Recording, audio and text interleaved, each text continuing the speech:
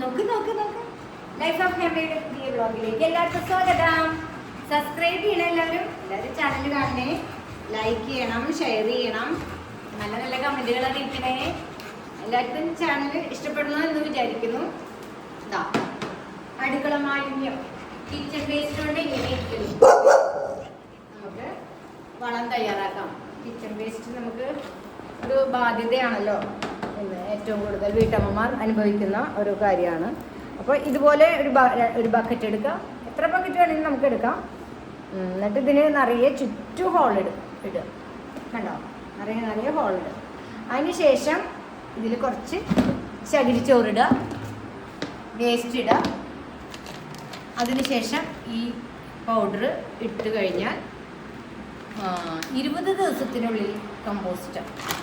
ഇതാണ് ഇതിൻ്റെ അഡ്വാൻറ്റേജ്. കണ്ടോ, ഇങ്ങനെ തൂവുക, യാതൊരു സ്മെല്ലോ ഒന്നും ഉണ്ടാവില്ല. ഇതേ ഇതുപോലെ പൊടിയായിരിക്കും. കണ്ടോ, പിന്നെ നമുക്ക് വീണ്ടും റീയൂസ് ചെയ്യാൻ പറ്റും. കാരണം പിന്നെ ഈ പൗഡർ വാങ്ങേണ്ട ആവശ്യമില്ല.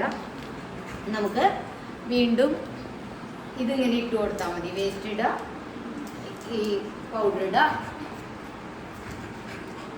എന്നിട്ട് ചെടിക്ക് വളമായിട്ട് ഉപയോഗിക്കാം. ചകിരിച്ചോറ് കൂടെ ചേർത്ത് കഴിഞ്ഞാൽ നല്ല വളമായിരിക്കും. ഓക്കെ, തീരെ നോക്കും, തീരെ മണല്ല.